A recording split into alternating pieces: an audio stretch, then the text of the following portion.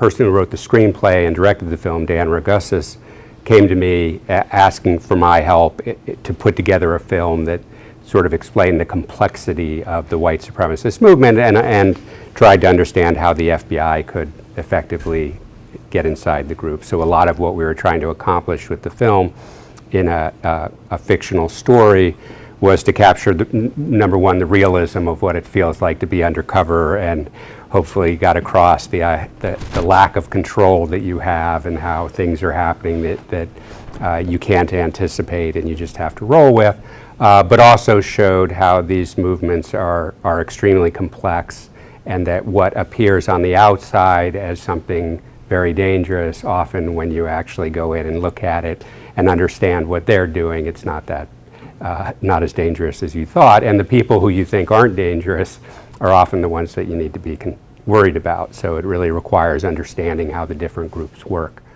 What I found working undercover is a lot of the people who were most ideological were the least likely to support the use of violence, right? And it kind of makes sense, right? If you have the people who are writing newsletters and magazines, they have tried to show books, all kinds of literature that they produce.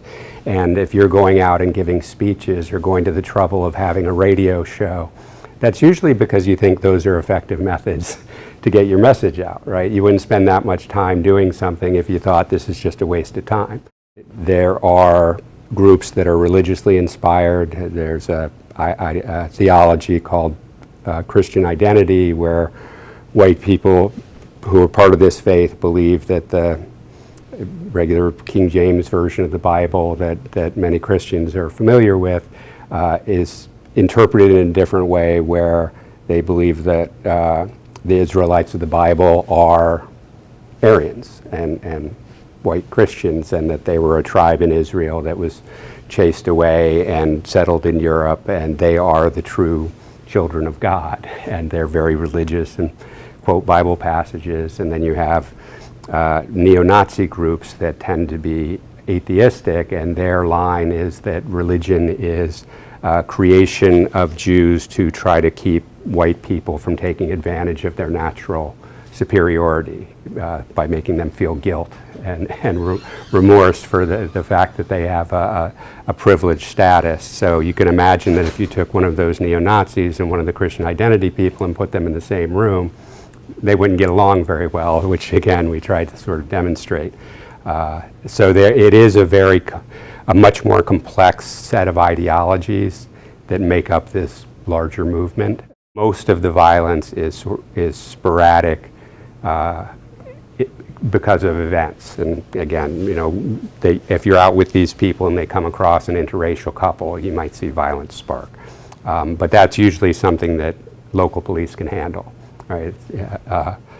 Where there is also elements of them that engage in larger terrorism acts, and that's something the FBI has more jurisdiction from, and for the most part, I think handles pretty well, right? These are the types of crimes that they commit are taken seriously. They're usually solved very quickly.